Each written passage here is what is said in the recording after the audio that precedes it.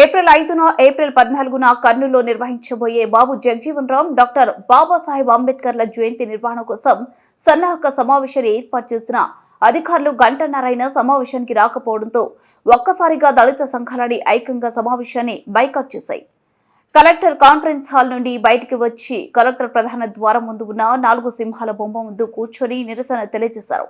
Collector పేరుతో సమాచారం అందించిన అధికారులు 5 గంటలకు ప్రారంభమవుతుంది అన్న సమావేశం 6 గంటల 30 నిమిషాలు అయినా ప్రారంభం కాకపోవడంతో హాల్లోనే నిరసన వ్యక్తం చేశారు.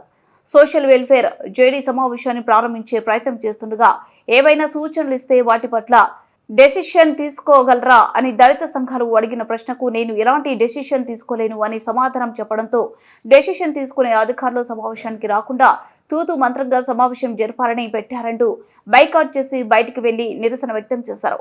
ఈ సందర్భంగా దళిత సంఘాల నాయకులు మాట్లాడుతూ సామాజిక ఉద్యమ నాయకుల పట్ల ఉన్న చులకన భావంతోనే ఇలాంటి అవమానకరమైన సంఘటనలకు పూనుకున్నారని వారు ఆరోపించారు.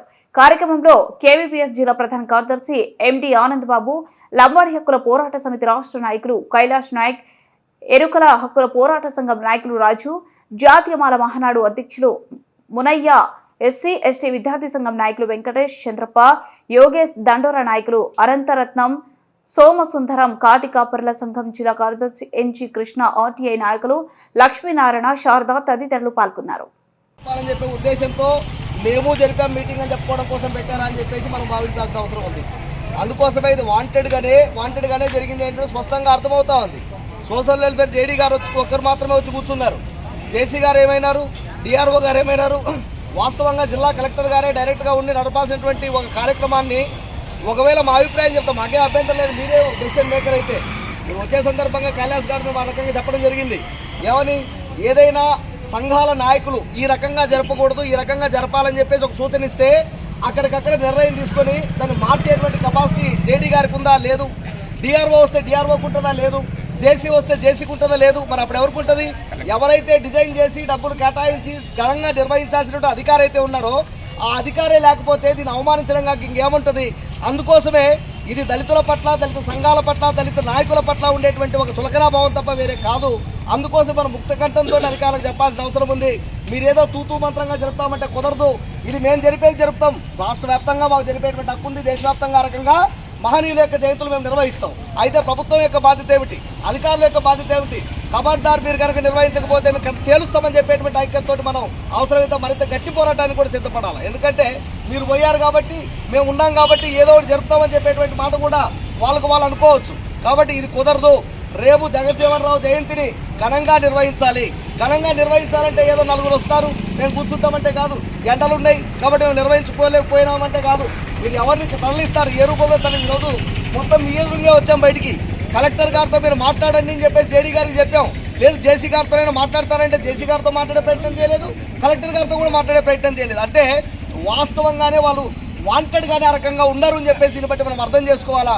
కాబట్టి ఇప్పటికైనా అధికారులు వెంటనే గమనించి జిల్లా కలెక్టర్ గారు జోక్యం చేసుకోవాలి. వచ్చి ఆ రకంగా దళిత సంఘాల నాయకులతో మాట్లాడి మహనీయుల జయంతిని ఘనంగా నిర్వహించే విధంగా ప్రయత్నం చేయాలి. లేకపోతే అన్ని సంఘాలు ఐక్యంగా కూడా పోరాటం చేస్తామని చెప్పేసి సందర్భంగా హెచ్చరిస్తూ ఈ అవకాశం మీ అందరికీ ధన్యవాదాలు. వినిపిస్తా ఉంది. ఈరోజు వాళ్ళు అనుకుంటా ఉన్నారు దళిత సంఘాల నాయకుల్ని అవమానించామని చెప్పేసి.